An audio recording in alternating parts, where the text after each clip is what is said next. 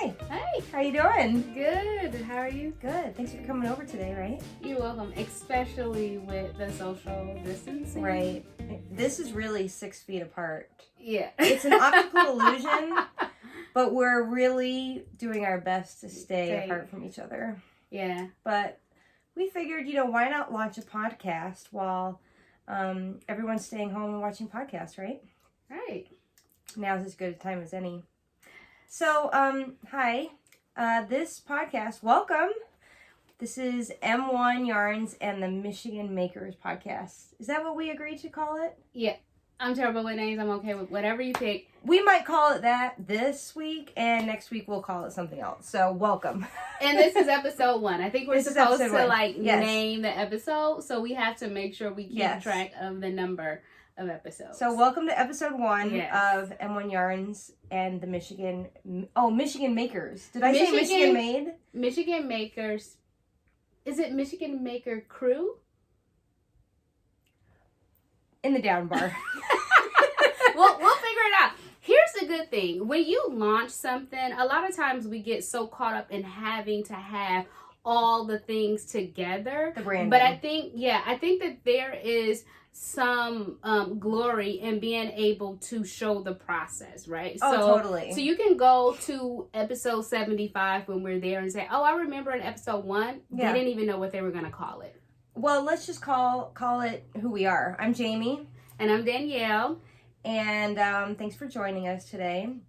We hope that basically through this podcast, we want to kind of put a spotlight on not just knitting, not just crocheting, not just yarn, although clearly we're into yarn, but crafty pursuits. I think just the joy of a lot of the talent that we have here in Michigan. We're in Metro Detroit, and a lot of the contributions to the maker community. Yeah. I think like earlier today we had brunch with several other ladies who are also makers, and that's part of a series that I had started a couple months ago as one of my 2020 goals for just creating space for people to come together and break bread and, share tips and tricks and just build friendships more than anything. Because I felt like we spend so much time interacting one way or another online with each other. And it's so important, we have our circle of friends, but it's nice to grow that circle. So I guess, I think this was kind of the brainchild of you and I going to Rhinebeck last year. Yeah. Don't you think? Mm-hmm. We had such a good time. Such a good time. I can't wait to get back this year. Yeah. Yes, we're definitely going again this year. So last year, I think by the time we really got our stuff together and decided to go, it might have been like by May. I feel like it was May. I feel like we started having the conversation. And I think when we started thinking about the rooms, or not the rooms, but the houses or whatever it is, wherever you were going to stay, it was May. And it was down to the wire because we probably wouldn't have found anything. Yeah. It might have been as a result of like the Tell Me About Your Rhinebeck Sweater video coming out on Christy Glass Knits. Yeah. Probably each of us were sitting at home on our couches watching that and saying, oh gosh darn, I wish I was there to really experience it in person. I was actually really sad that I missed being in that video. Right? I know we didn't make it this year because we were on the other side. We were on the other side. Truth be told, we were at home finishing our sweaters. Were we? When she was doing a video? I think she started like early that morning, well after she did the Steak and Streak thing. Okay. And then I think we were just probably in all the wrong places at all the wrong times. Okay. But I do know that I woke up early to weave in my ends. So yeah. And then we ate breakfast. And we were like, we don't need to stand in a long line to get in. Yeah. So, yeah. So we kind of got a late start to the Saturday of Rhinebeck weekend. Yeah. And it was each of our first time there, so I don't think we really kind of knew what to expect. And I heard that it was like the biggest crowd. Was it? you know what? It was surprisingly not as overwhelming as I was gearing up for. Because I like to do things, but I don't like to be in large crowds. And so I thought there would be periods of time where I started to feel anxious because there were too many people, and I never felt like that. Yeah, I think there was enough. The spacing of the buildings was nice. Yeah. But anyway, to make a long story short, we didn't book a place until May. We actually booked an Airbnb that was maybe 40 minutes away from downtown Rhinebeck. So we were actually kind of far, and we were trying to do everything. We got there, well, we flew into JFK. No, LaGuardia. Yeah. And we drove up, and traffic was a nightmare. We were trying to go to Needles Up. We totally missed that. Oh, yeah, I forgot when we were trying to make it, too. We went to Indian Tangled. We got in for that. Yeah. I think that was, like, step one. That was the first thing that we went to. And then that night, I think, so this would have been Friday night. This was Friday night. It was string things. Knit night. Knit night. Yep. Or string night.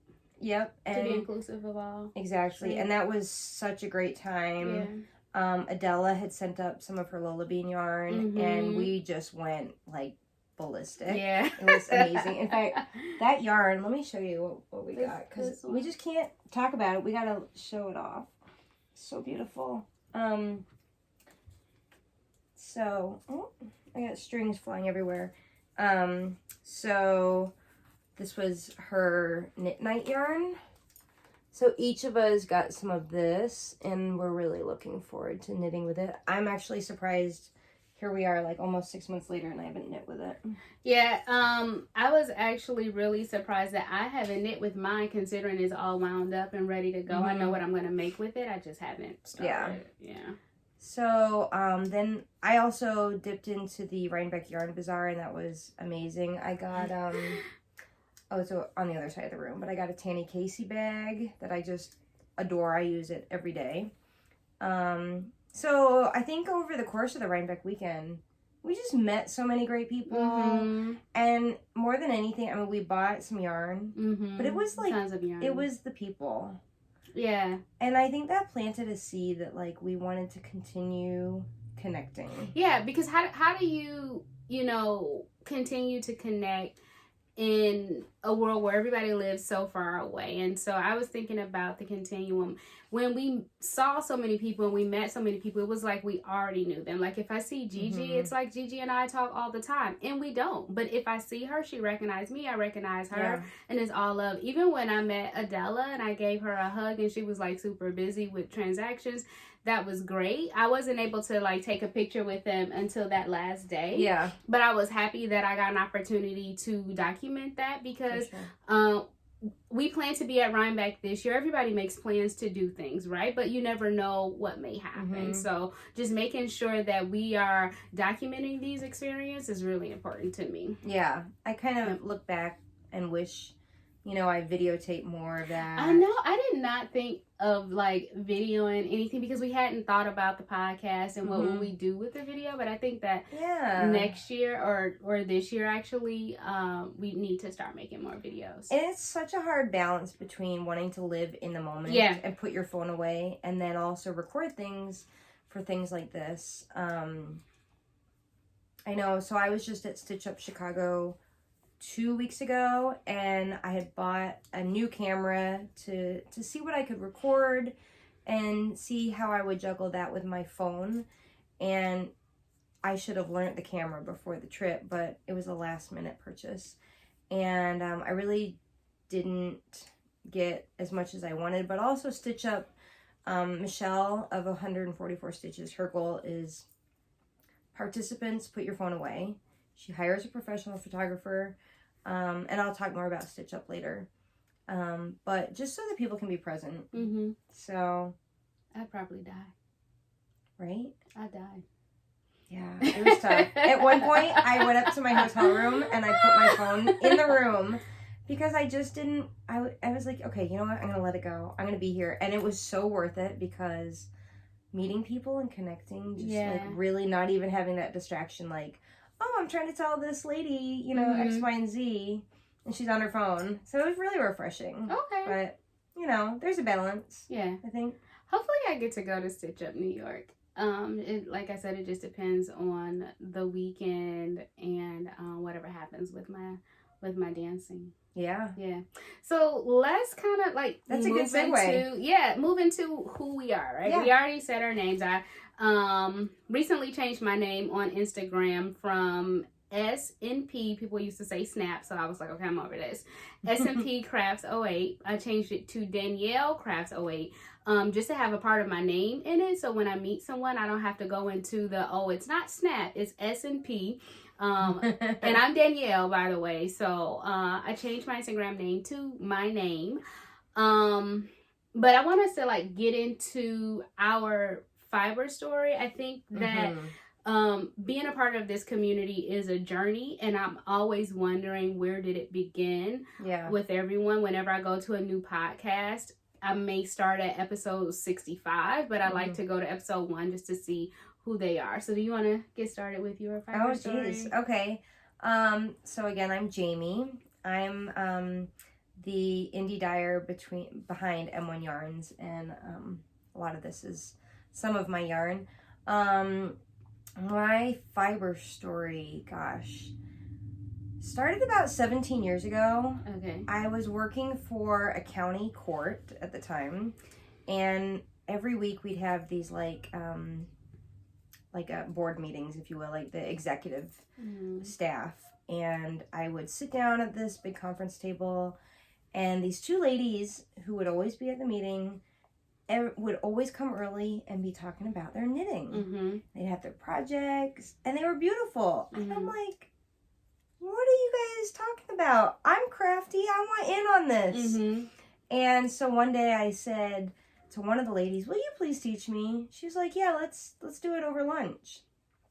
So she taught me during a lunch hour, and I actually only learned to cast on and the knit stitch. Okay. That's a lot in one sitting. Yeah. Casting on and the knit stitch. And of course this was like pre-YouTube. Yeah. The area that I lived in Metro Detroit at the time did not, well, I didn't know if there was a local yarn shop at the time. I think there probably was. Knitting for me wasn't yet like a lifestyle thing. So for me, my only real resource were, Joanna Michaels. And I had somehow bought the book, I have it right here, Sally Melville's The Knitting Experience. Sorry, I had to look at my bookshelf. But the book focuses on the knit stitch, not purl. And that's weird. I really somehow got stuck in that rut. And I don't think I learned to purl for a couple of years. Okay. And not having, I wasn't really, seeking out like a lot of brand new books on knitting. So I would go to the library, but I didn't really have someone like I felt comfortable going to and saying, hey, help me. Or I didn't have YouTube. And like I said, I didn't really have a local yarn shop. But then as I started traveling and thinking, I'm going to be on the plane, I want to bring my knitting, I should see if I can get a project while I'm wherever I was. And I discovered a yarn shop somewhere. I feel like I must have been in Arizona. And it just like a whole new world opened up. I realized there's more fibers besides acrylic, which for me was a big problem. I get some sort of skin reaction to acrylic where my hands will literally swell up and turn red. And I feel like it's some sort of chemical reaction. So I know that acrylic has a place and a purpose. But for me, like with my yarn dyeing business, I have come to appreciate that there's enough natural fiber out there, and there's farmers who need us to make a purpose for their fleece because they're just burning all this fiber and not knowing what to do with it. And there's fewer mills, of course, to process that, make it yarn and all that good stuff.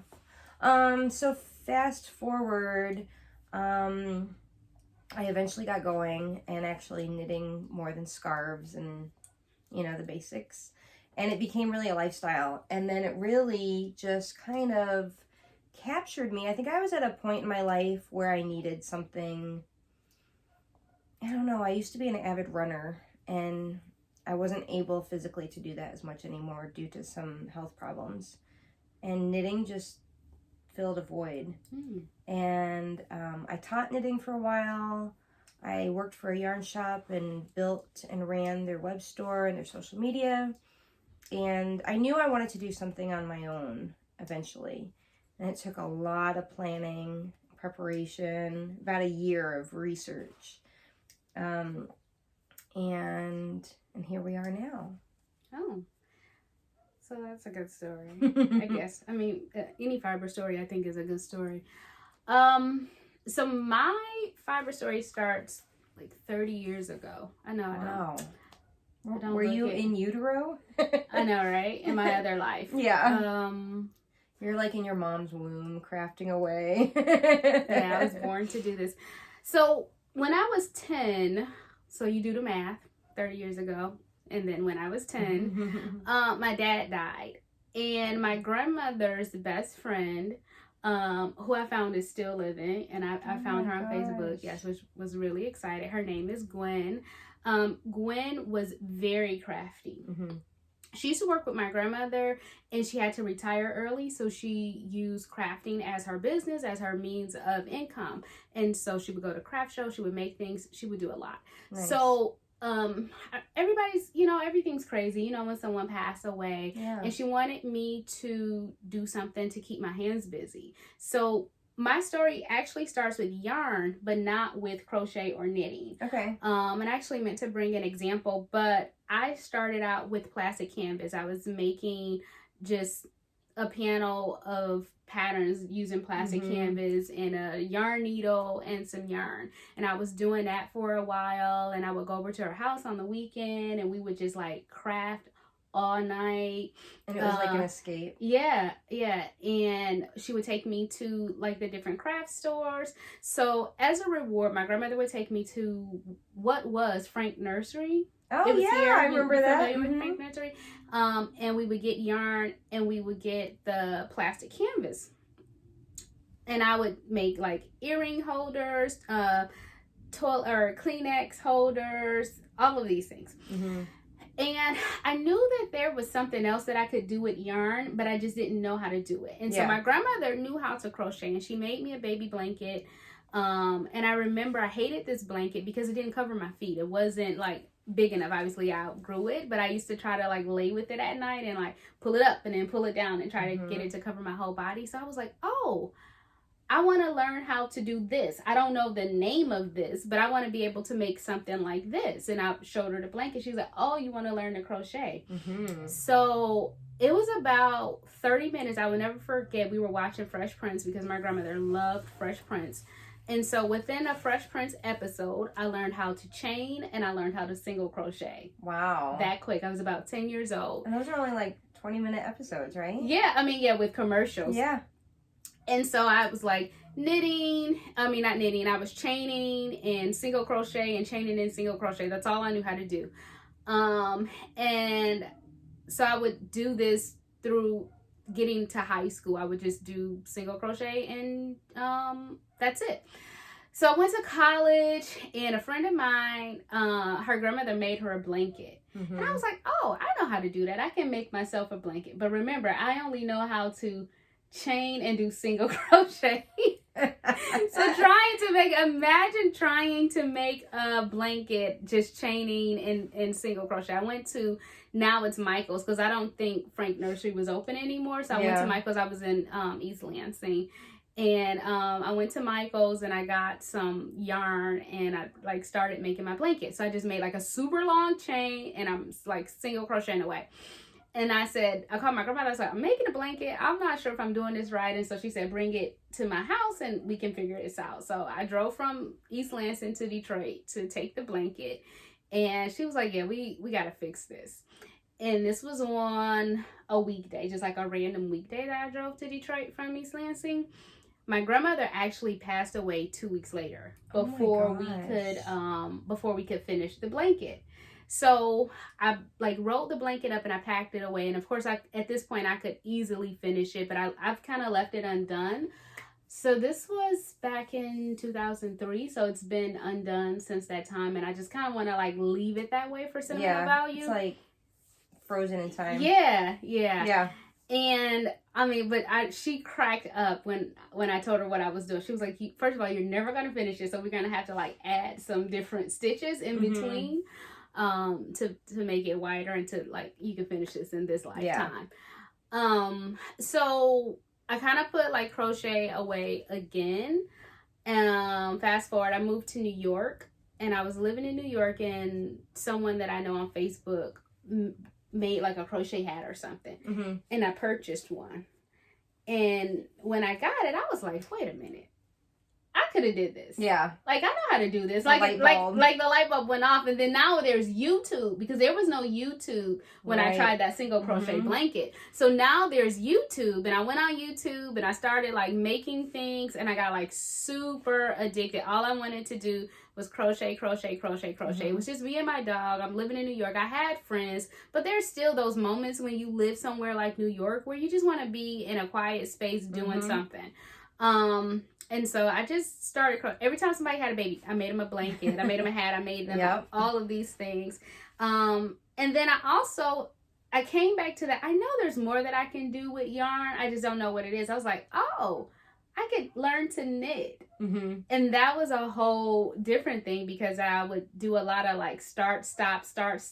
And I remember telling you the thing that really like motivated me to learn to like knit for real was buying those $50 needles. And it's funny because now we'll get $100 needle set, but that $50 needle set had me super motivated because I was not wasting $50.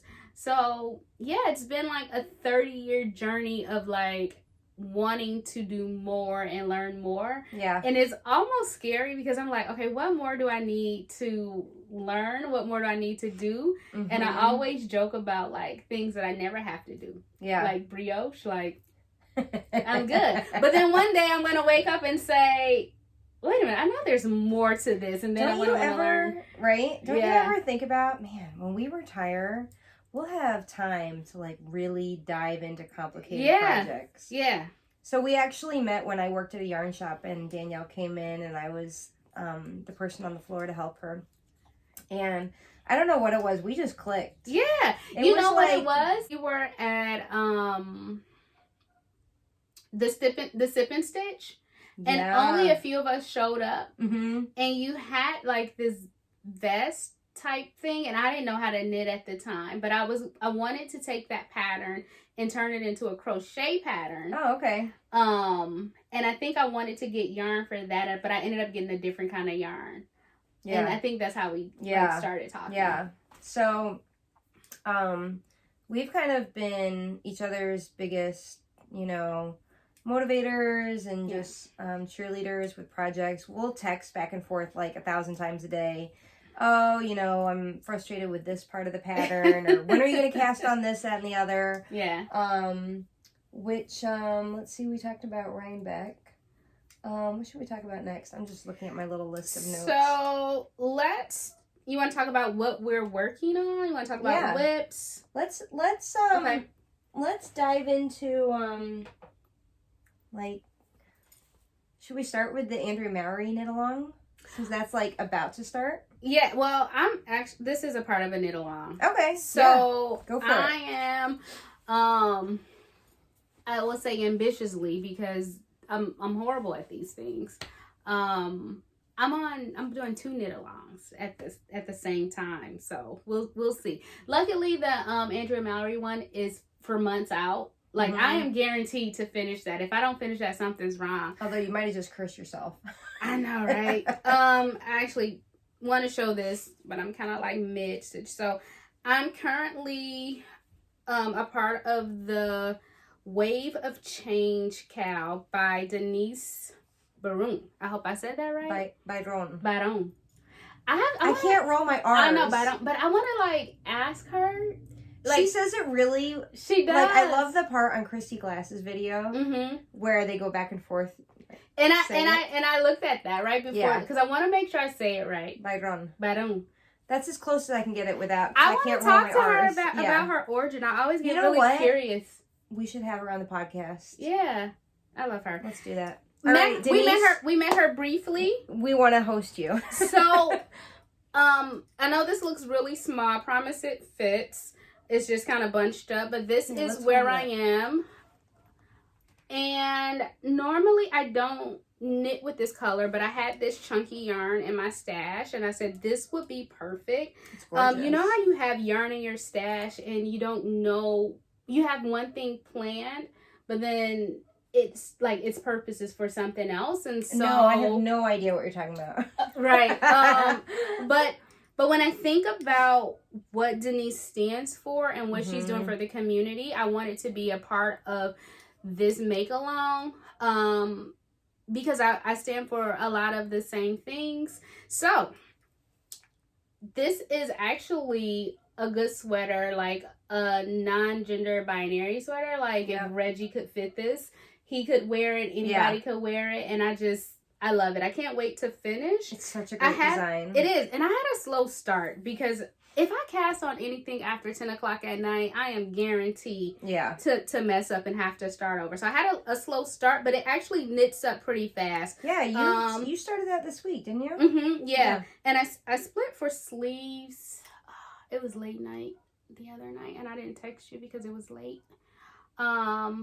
Yesterday, what's today? Sunday?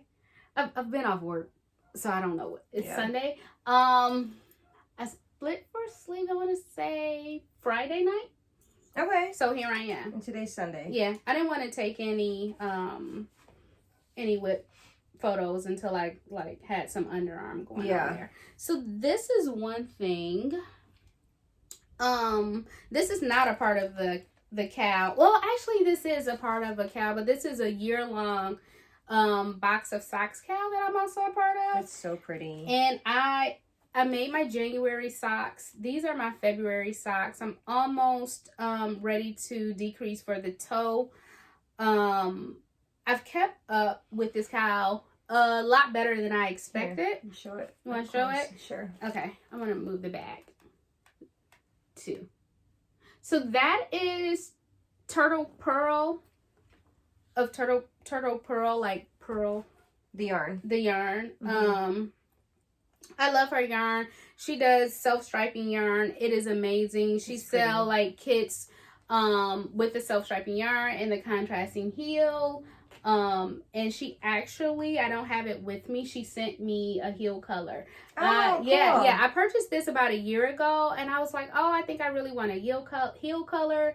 And she sent it to me. Nice. And this bag is Sandy by the lakeside. And show it up close to show that sparkle. That's so pretty. Yeah, this was a part of something that Chelsea Pearls did with Sandy, and it was at New Jersey Sheep and Wool, and Gigi actually picked this up for me. Oh, that's so nice. Yeah, she picked this up for me. It's a nice bag. It is. She didn't pay for it. I paid for it. I don't want anybody like reaching out to Gigi saying, "Get me a gift." I sent her the money. She sent me the bag. So awesome. Nice. Here, you talk. I'm gonna grab something. Okay, and then so that's that. I did not cast on yet for the Weekender. I've actually had this pattern since last year because I know it was around my birthday when I got the pattern. And the local yarn shop that I shop at sometimes in Michigan, we're in Michigan, Fun with Fiber, which is in Farmington Hills, they do a birthday club. So during your birthday, you get 20% off of your whole bag. So whatever it is that you get, it's 20% off. Nice. So I got it. So I got a sweater quantity. This is Ella Ray, and it's super soft. Nice. Did you feel this when we were at brunch? No. Okay. I think you might have told me about it. This is what I'm using for my Weekender. About learning new things, I have to learn the tubular cast on, and I can only do that when my children are asleep. The dog is asleep. Everybody in my house is asleep, and all I have is the iPad or phone or whatever, and I'm like actually casting on. So I'm hoping to be able to do that tonight or tomorrow night, considering I'm not off work, but I'm working remotely for the next 3 weeks, but I'm hoping to get that done. So isn't it weird that in like 3-4 years, we're going to look back on this COVID-19 thing, and we're going to be like, wow, it's just going to be like, hopefully a faint memory, but right now life is a little crazy. I hope so. Yeah. Just professionally, what I do is I support teachers. I support ELA and social studies teachers, and I coach them and help develop them. I've always been in training and development. And so one of my teachers asked me what's a good writing prompt for like this time that kids are out. And I said, what would you tell your grandkids about the coronavirus? Yeah. Like about how it affected life as we know it at this time. Let's just pause right there. I just want to check. Okay, because I'm like, wait, did I do this right? Oh, you were saying something. No, I was finished. It was your turn to talk about your whips. What do you have? I was talking about my We had to hit pause because we had a little pause for the cause. There we go. Thinking about this time, one of the writing prompts. Oh yeah. That I suggested was, what would you tell your grandchildren about coronavirus and how it affected like life, as we know it? Yeah. And I think that's something that we all have to think about. I remember when I was probably 12, we had a project where we had to interview like a grandparent or someone of that generation, and I interviewed my great aunt, and she talked about the Great Depression. Oh wow. And it was like the first time I really ever had a first person encounter of something like big. Okay. You know, so that was kind of interesting. Anyway, we digress. Let's keep this about knitting and less about viruses, right? Can I launch into my whip? So I kind of have, I have a whip that is utterly boring me right now. So if I ever come back to it on the podcast, I'll explain more. But I am doing a cardigan, the boyfriend cardigan for my husband. I felt this one. This is by Josh Bennett. Yeah. Look at those cables. Well, there is a mistake somewhere in here, so I won't hold it up too close. I don't know where it is, but woo, this cabling pattern, you can't be tired, you can't be drunk. And God forbid you spill red wine on this. Oh my goodness. But so this is the back. So my husband and I got married last fall, and I said I wouldn't knit a sweater for him until we got married. You know, the sweater curse and all that. But I figured we got married, so let's get on with knitting a sweater for him. So he's Is this alpaca? It's merino. Oh, okay. I think it brushed up because against... it has... Yeah. Okay. It brushed up against something and got alpaca on it. Anyway. Oh, got it.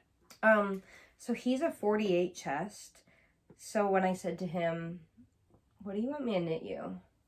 He said, a cardigan. I said, okay, do you want like fine gauge type of thing, or do you want something bulkier? And he's like, I want bulky. Great. Here I am thinking, oh, this is gonna go fast. No problem. I cast this on New Year's Day. I have to be in the right frame of mind to knit it. This is now a front panel, so you can kind of see the details. But this, I've spent as much time on this as I did the whole back piece. Wow. I've ripped this out like 3-4 times. This is by far the most challenging thing I've ever knit. How do you rip out cables? I don't know how to do that. I have just ripped down and then figured out where I was. Oh, okay. But yeah, a lot of paying attention. So hopefully I'll finish that by next winter, because here we are in mid-March. It's not like he's going to wear it in July and right. But today I'm hoping, I had hoped to cast this on yesterday, but the day kind of got away from me. So I'm going to hold these two yarns together. Do this. Can you see? Yeah. So I'm going to knit for the Andrea Mowry knit along. I forget what it's exactly called, but I think it's sweater along. Is it? I think. I can look on Instagram. So I'm going to knit the Daydreamer. I saw the sample for this at Farmer's Daughter Fibers booth at the Indian Tangled. Was it? Okay. Yep. And they had it in this color. This is not their yarn. This is actually, but I love the sample so much. I think we talked a lot about this. This is Cece's wool, these yarn babies. So it's 2 of these. And then the periwinkle sheep mohair. These were so pretty, and I didn't really go to Rhinebeck knowing what I wanted to purchase. Oh yeah, this one, we went around and around. Yeah. Looking for the mohair for this. Yeah. Because we found this. Because I found this and I knew I wanted to get a yarn baby. And then... You wanted to like split up. I'm like, no. Well, Danielle wanted me to just dye mohair to go with it. And I was, which makes sense as a dyer, but I just wanted to buy something. I was like, you know, I'm on a trip. I want to buy something from one of these people that, you know, had a booth. So I finally found this, which I thought looks really good together. If you heard a noise, it's my dog, who just had surgery today as an emergency. We digress. So I'm excited. Okay. But once again, this is another pattern that's going to be like cables and bobbles, and so I'll have to report back on this. That's why I'm only doing the weekender. Yeah. I've heard such good things about that pattern. I have 3 of her patterns, maybe 4. Andrew Mary. And I can choose, but you know, I'm a lazy knitter. I'm not gonna even lie. But you know what? When you work full time and you have kids, by the time you sit down and knit, you need something mindless. And like if I have to like wind the yarn. Yeah. So that yarn was already wound. For the other projects, I would have to wind the yarn, and you know how much I love winding yarn. I wind your yarn for you. It's true. And so I knew that was something that I can just like go with. Yeah. Yeah. So I was just gonna say real quick, this bag is by here you can see the tag right here, Woodsy and Wild. I got this at Rhinebeck, and I've got some swag. Some of these are from Stitch Up Chicago a couple weeks ago. Did you get this at the Yarn Bazaar? I got this at... Or did you get it at Indian Tangled? I got this at Indian Tangled. Okay. I got this Tanny Casey bag. I didn't go to the Yarn Bazaar. Bazaar. I didn't go to the Yarn Bazaar because I was too nervous about not getting a spot at the string night. Oh, yeah. But it worked out great. I ended up being the first person there. She was so mad at me. I was like, I have to go to the Yarn Bazaar. So I went there, and then you walked like we split up somehow, and then you went. I drove. Right. I dropped you off, and then it was literally down the street. Yeah. It wasn't far at all because I was really nervous. If you watch any scary movie, when do people get killed? When they do what? Split up. Yeah. This was her running theme the whole weekend. Listen, I don't split up. I don't split up. And because I'm very if something adventurous. goes down, you're going to know it. Yeah. Okay, well, I know the Rhinebeck Yarn Bazaar is going to be a little bit different format this year. Okay. But either way, I think we got to be together. Well, yeah, if it's different and it doesn't like bleed into something else, I certainly don't mind going. Something else that overwhelms me is trying to like cram a bunch of things. Yeah. Even in my personal life, like if I'm running errands and I just start to feel like, okay, I'm trying to cram all of these things into this little bit of time, something's got to go. Something's going to give. Yeah. We tried to do it all last year. Yeah. And like I said in the beginning, we stayed probably 40 minutes away. And so this year, like 2 weeks after last year's Rhinebeck, I booked a big Victorian house in like downtown Rhinebeck for this year. Good. And I think it's walking distance. If we wanted to walk we down. can walk to pretty much everything. And you'll have to stay tuned for that episode because I won't give away any secrets just yet. But we have quite the crew. Yeah. Who we're gonna room with. We built a posse. Man, we are going to have a blast. So, if you're watching this right before Rhinebeck 2020, definitely come say hi. I don't know if this COVID-19 thing will be done. If it's done, give me a hug. If it's not done, we'll just wave, you know? I'm hoping it's done because I can't imagine all these festivals being I can't canceled. imagine Rhinebeck being canceled. Not for my, for my own like selfish, I want to knit reasons, but more so for all of the vendors, all of the people that work at the fairground. So much work goes into that. So much work goes into it. People are probably like picking up extra hours doing things. And that's to say for all of the festivals that are being canceled now. DFW was canceled. I know there were some vendors that were like first time vending there this year, so that's that. So I'm hoping nothing else is canceled like future state. Yeah, I know right now we have to be safe, right? Everybody has family that they need to take care of and they want to take care of themselves, so yeah, I'm hoping it's not canceled. I know. So let's just be optimistic. Yeah. But at least if we're all staying home, you can watch our podcast. Yeah. So that's kind of a good segue. So I was gonna kind of include some of the events that are on the horizon for me vending M1 yarns. Okay. Local, right? Local-ish. Yeah. Let's see. And this is all assuming that the coronavirus doesn't cancel these things. So subject to change. Yeah. In late April, I'll be at Crafting with Grace in Ann Arbor. You can always follow me on... we should talk about that. Follow me on Instagram so you can get all the latest news. I'm at, of course, at M1 Yarns. And I think you already said you're at Danielle. At Danielle. Yeah. Danielle. But I'm thinking we're gonna like link it below. Yeah. Is that what they do? Link it below. Yeah. Crafts, show notes and all that. Yeah. And I'll talk about why my name does not have anything to do with yarn and it's just craft, because I do other things. Yeah. Other than knit. And that was one reason why when we were talking about this, I was like, I definitely want it to be both of us where we can talk about things that we do that are crafty that are not just knitting. So we'll get into that. But so Crafting with Grace, that's a show I'll be at in April in Ann Arbor.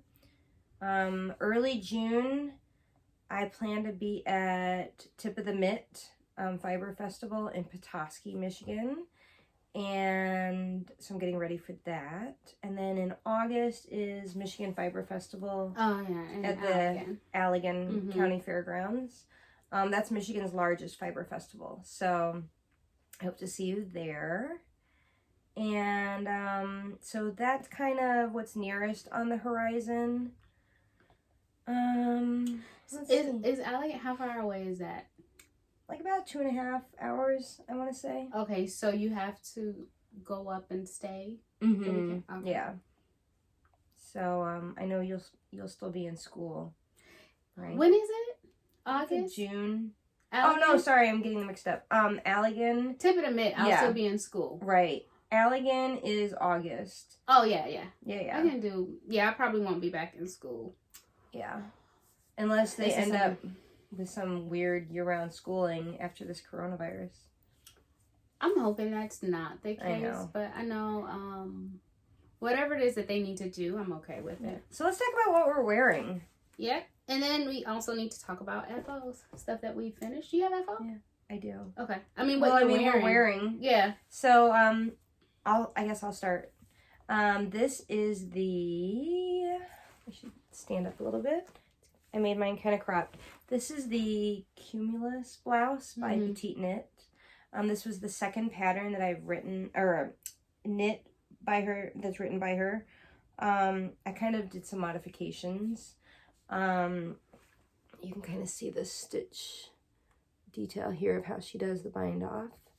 That's my my stitch marker bracelet. These are available on my shop. I'm gonna wear mine. Oh yeah. I just gave Danielle one of these for her birthday, which is this week. So happy birthday. Thank you. And this is my own hand-dyed yarn. This is an alpaca silk base that is actually, see if I can reach some. So this is 74% baby cereal alpaca, 26% silk. And I call this base Surrey Silk Street. This is the latte color, but you can kind of get a feel for the fuzz factor. So I held it doubled in this. Okay, I was wondering. Yeah, and I think I used 4 skeins. Oh, that's not bad. No. No, that's not bad. How many yards is it? 328 yards. Okay. Yep. That's not bad at all. No. And it was a good pattern. Excuse my reach. When you say 4, do you mean 4 held double or like 8? So I held 2 skeins at a time. So I used 4 of those, 2 together. So 8. No, I used 4 skeins. Oh, so you technically, so 600 and something yards. Yeah. Oh, that's not bad at all. No. Okay. And I think it was like a size. I'm a loose knitter, so I usually have to go down a size. I feel like I did not though on this. I was just like, let's just leave it kind of airy because she has a lot of ease. And alpaca is so warm. I wanted it to breathe because Okay. I wanted it to be more of a spring sweater. Mm-hmm. So I might have knit it on like a 10.5. Okay. Yep. Nice. Yeah. I have on a ranunculus. Everybody's wearing it, and I layered it. It's cute with the button down. I like to layer everything. Most things. I've never liked sweaters, just sweater. I just feel like it needs something. I think because when my mom dressed me when I was little, like if you see pictures of me when I was little in a sweater, it's layered. Yeah. So I really love it. But I knit this with Honeybee Yarns. Honeybee Knits. Honeybee Knits. Okay, Honeybee Knits. And she stopped dying. Really? Yeah. She said that? She closed down her business. Like maybe a month or so ago. Really? Yeah. But she still has her podcast. Oh, okay. Okay. I'm going to check in with her. I didn't know. Yeah. We've stayed in touch. She did. Remember I told you I was feeling like I was going to run out. Mm-hmm. And she sent me another skein in the mohair. She still had it. And it came really quick. Melissa is so nice. She is so sweet. We met her last summer in Cleveland. At Around the Table Yarns when we met Gigi in person. Of Gigi Made It. Yep. And yeah, she was so sweet. I love her yarn. This yarn was so soft. I'm really sad to hear that. I know. So you and I, along with Natalie of Detroit Knots, we did a little road trip to go see at Around the Table Yarns. They were hosting Gigi of Gigi Made It. And then Melissa of Honeybee Knits was doing a trunk show that weekend. And that was such a great day. It was. I mean, they were so hospitable. There was food and friends. I want to go back. Yeah. It's only a 3-hour drive. I know, like, if we wanted to pick a day and just go, Tuesday would be the best day because they have, like, until the last person leaves. So if you're in the shop and you're knitting or crocheting or just drinking wine or whatever, until you leave, they stay open. I think the latest they said they've stayed open, this was back then, I don't know about now, was maybe 11. So I'm like, cool. So let me finish talking about this because this is typically I'm super neutral when it comes to the colors, and Natalie helped me pick this out because I originally had like a gray and she was like, but it's gray. So Natalie picked this color out for me, and when I cast this on, we both cast it on our ranunculus at the same time. We cast when we were coming back from New York. Yep, we took them to Rhinebeck. Yep.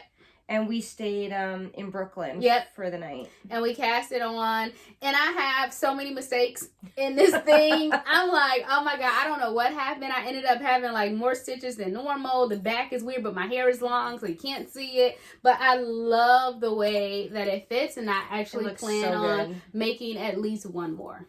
Okay, so I have a question. Did you own that lipstick before the yarn? Yeah. Or did you buy it to go with the sweater? No, I own this. This is Flat Out Fabulous. This is matte. Oh, there you go. And I love, like, this is one of those staples that I have to have in my makeup bag all the time. It looks so good with that sweater. Thanks. Yeah, it matches. This Nars matte lip crayon, I love them. Yes. This is I have trouble finding ones. Like, my coloring is so difficult, I feel, to get, I kind of feel like makeup's not made for redheads. We're so pale. Oh, is that what it is? I don't know. And I need like really brownish reds. I can see that. Yeah, but this one they don't sell everywhere, and so I like save it for, you know. Where do they sell it?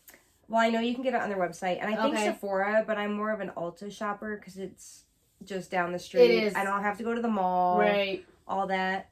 So. My favorite Nars. Well, they have it at pencil. Ulta. Sorry. They do? They have that pencil. They don't have this color. They only have this color. Yes, they have that pencil. So when my favorite Nars pencil is Mysterious Red. And it is hard to find. When I go to Ulta, they may only have like one or none. Okay. I thought I got lucky and found it at Nordstrom, and they didn't have it. They only had the sample, and then I went over to Sephora and they had it and I got it. So I have 2 of them because I never want to run out of that. That pencil is so easy if you're like worried about putting on lipstick, you don't know how to put on lipstick. That pencil, it does it for you. Like, you don't, easy. If you know how to color in the lines, you're good. You're good with the pencil, but I love that. Yeah. Well, it looks great with your sweater and all. So thank you.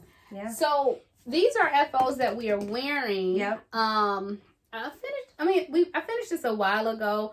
I'm not the type of person that like knits up my sweaters or whatever and wear them right away. It may be some time, but this is one of my FOs. I plan on wearing this. This is a FO/whip because I have to put the buttons on, but I don't know if you can see that. I'll turn it around. Like maybe the button band? The button band. So that's the button band. This is the bottom. The bottom is my favorite. Like, I love that the ribbing is long. And the ribbing. And normally I don't like a lot of ribbing, but the way that this was made, it called for a lot of ribbing. But this is the First Watch Peacoat by Olive Knits, which is Marie Olive. I think that's her last name. And this was actually the very first sweater I casted on, and it was maybe 2 years ago. And this sat on the needles for 2 years because I didn't like really know how to knit, and I was afraid of messing up. I didn't know how to like tink back. Every time I messed up, I would rip it out and I would have to cast on again, and the yarn was just stressed out. The yarn was strings by then. And so I just let it sit there for a while, and I started like knitting other things. And then I realized once I knew how to read a pattern, I knew how to like fix mistakes, and I knew how to knit for real, I decided to pick it back up. But at midnight at Rhinebeck, someone had on a sweater. Was it right? Yeah, it was Rhinebeck. Someone had on a sweater with this yarn. Oh, really? And remember, I talked about picking this back up, but I was worried that my gauge was different since it was 2 years ago, but my gauge was still the same, tight. Yeah. And I picked it back up and finished it, and I'm happy. Nice. I have to actually put the buttons on. Let's see the buttons. These are the buttons. I got this from, what's that shop you sent me to? Oh, Haberman's? Yeah. Actually, I'm going to take this out of the bag. Yeah. Sorry for the little crinkling noise. That's okay. It's a bag. What's the podcast that we watched that, is it Chelsea Pearls? They're always talking about the crinkling noise. Oh, really? Oh, they don't like crinkling noise? I don't know. Oh, I didn't know that was a thing. So simple buttons. I wanted to get something simple because of the pattern of the yarn. I didn't want to distract from that. And the original buttons that I picked up, they were super cute. They were like these leather buttons. Did I tell you I was about to spend like $75 on buttons? And I was like, no, don't do that. And I saw these were like $1 or something. Haberman's Fabrics has, so they used to be in downtown Royal Oak, and they had an amazing selection. Okay. They moved to Clawson. So if you're ever in Metro Detroit and you're a sewer, quilter, or just a button freak, they have a good selection, don't they? Yeah, they have a really nice selection. So a lot of like low end and high end. Some that I could have found in Hobby Lobby, and then some that were like exclusive to their brand. But I settled on these. They're really cute. How many did you need? You have a lot of buttons. You know. Oh, this takes a lot of buttons. So really? I have to have, I want to say 14, or no, I need 12 buttons, but I got 14 just in case. Oh, is it more than one button on the, like, you do, sleeves? It's double. It's double. Oh, cute. Yeah, it's because it's like a peacoat and it's double. Oh, yeah, cute. So once I add the buttons, you'll see. Okay, I was gonna say that's a lot of buttons. My goal is to add the buttons while I'm at home working. Yeah. Somehow on a lunch break. Working. Right. So that is, I think, the only FO. I have some onesies. So when we talk about other crafts that we do, I do a lot of paper crafts, and I make custom cards and custom shirts. But my favorite thing to make are custom onesies because they're little, they're cute, they're easy, and they're fast. So this is actually one of the most popular onesies, and I'm going to hold it up here. And it says product of Netflix and chill. And I think that this is going to be super appropriate during the social distancing because we're going to have a lot of little Netflix and chill babies. Yep, in 9 months, your business is going to boom. Yes, my business is going to boom. So I better get ready. I'm going to make a whole bunch now. But I'm thinking about doing something around the coronavirus, like Corona and chill or something like that. But these are so cute. I actually do onesie bars at baby showers. I don't plan on doing any now.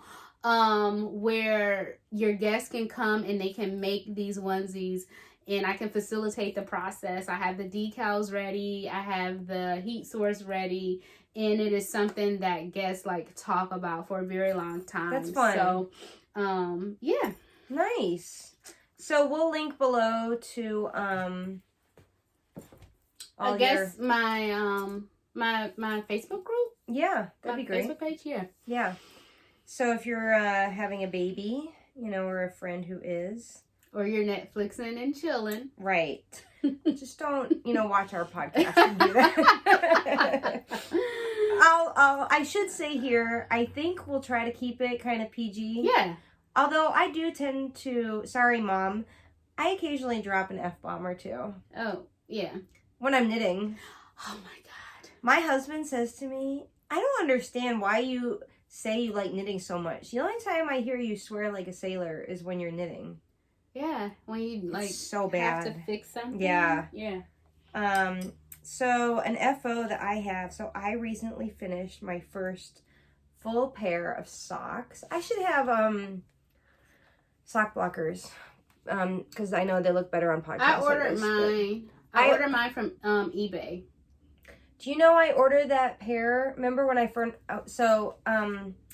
I ordered size small. Oh yeah, you need at least a medium. I think small is for like kid socks. Kid socks. I have so anyway, small ones the story behind this, and this is my I'll show you. This is my hot rod base. You can kind of see the sparkle in it. Can't really see it as much with the brown.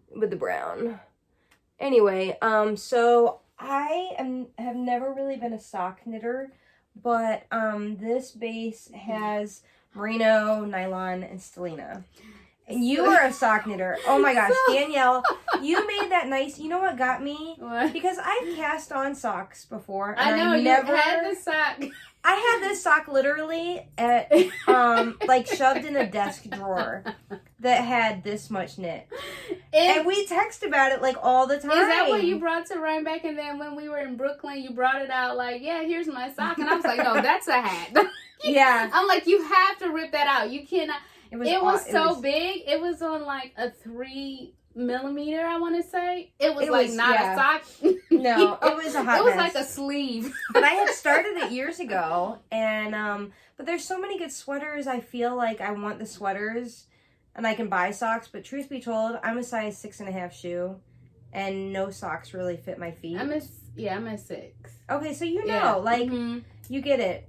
Socks are too big on my feet. But I always have to like fold them over. Yeah, when you knit that pair for Reggie that looked like the Burberry. You kept sending me photos and I was like, oh, those look really nice, and your gauge is really nice. So I had a hard time with socks. And I'm really impressed that you were able to like knit your socks really fast and do a heel, every time I got to the heel, I would get so scared I would rip the sock out. Really? Yeah, so I have like some tattered and torn sock yarn in my stash because I would like start and then stop. But when I tried the afterthought heel, that worked for me. Okay, so, and you have to do what works for you. Yeah, and plus you can just knit. I don't have to think about like, oh, I'm approaching the heel, I have to stop.